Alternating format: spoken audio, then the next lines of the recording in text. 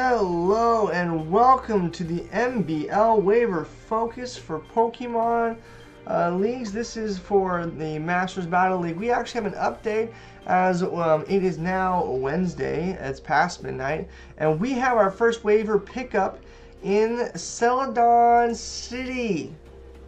You heard me right. Celadon City. With two of the Pokemon that were on our little waiver spotlight for value picks is actually being picked up by Celadon.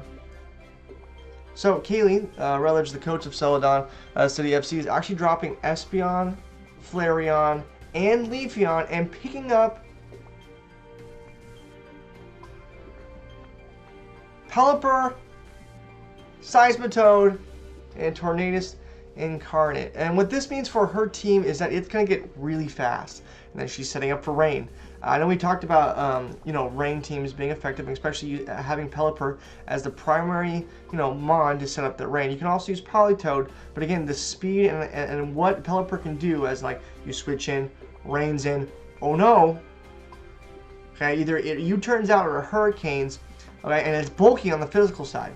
Tornadus can do the same thing where it can come in. It has speed, it has bulk, and it has strong special attack, and that it threatens the hurricane again.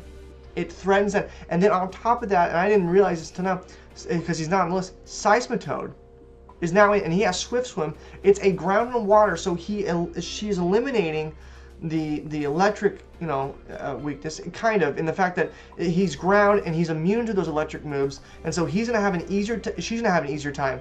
Seismitoad's gonna have an easier time dealing with electric types and getting them off the field and scaring them out and just keeping them moving.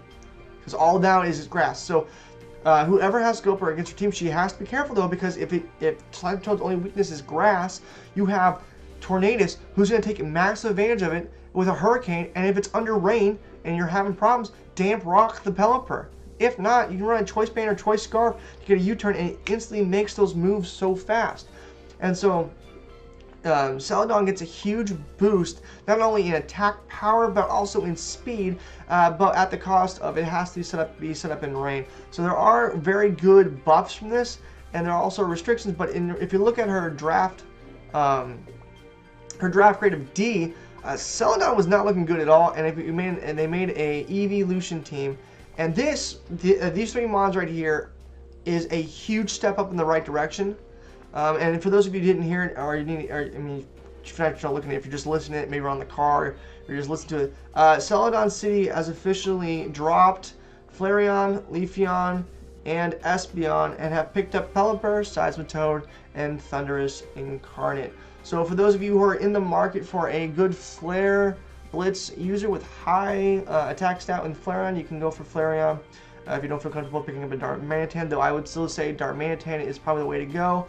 And then if you are looking for a setup sweeper and you need a Grassmon that is physically bulky, you also have that in Leafeon, and that is available. However, again, like I've said, there are other Grassmons that I would consider before picking up Leafeon, as Leafeon is kind of a one-trick pony, as it will only learn Leaf Blade and Return. But however, a good value pick to look into, and I'm not sure if people want it so much, is Espeon is being dropped. That is a Magic Guard user, so if it switches in, any person tries to use hazards or any status inflicting moves, it's bounced back onto them. So that can be something that could really mess with people, especially in a format in Draft League where hazards are a big play. They're able, Stealth Rock specifically, Spikes, Toxic Spikes, are used in a way to lower Pokemon's HP upon switch in, which will then help sweepers kind of make those KO moves.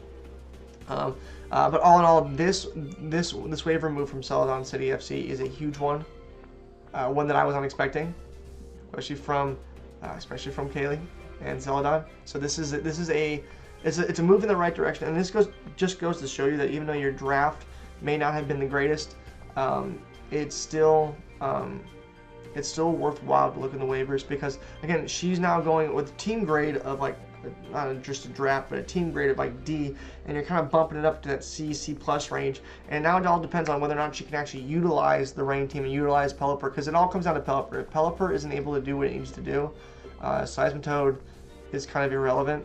I mean, you can still use it; it's still going to be bulky, but not nearly to the degree and to the speed that you're looking for. Its speed's just going to fall flat. Tornadus Incarnate is still a really good pickup regardless of whether you're using Rain or not, and just because you can't use Hurricane 100% of the time, it's still something you need to look out for, as that is again, no Prankster, no Defiant. So that thing is going to just being on the team, it's going to be fast. So now you're looking at Celadon, who has now Kyron Black, Suicune, Jirachi, Volcarona, sweepers like Alakazam, Tornadus Incarnate, Seismitoad, you have Pelipper, God man, you have Jolteon and Vaporeon who can Whispash, and then lastly your big bulky Mon in Umbreon. That's the face of Celadon. So this is a huge move, and I congratulate Celadon for that move. That's a great move, and that is a huge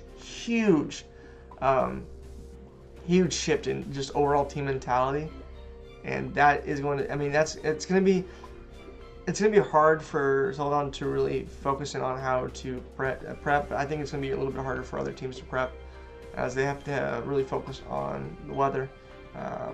So a team that do benefit from this move is James, who is in the same division with Toxapex and a couple water mods.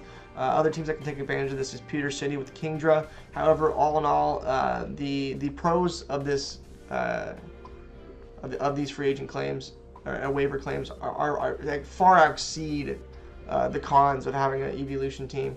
It does suck the chest to drop Espeon, as I do think Espeon is a really good pick, especially with Magic Bounce, so she doesn't have to really worry about Hazard as much. However, eliminating these three mons in eliminating them for Pelipper, Seismitoad, and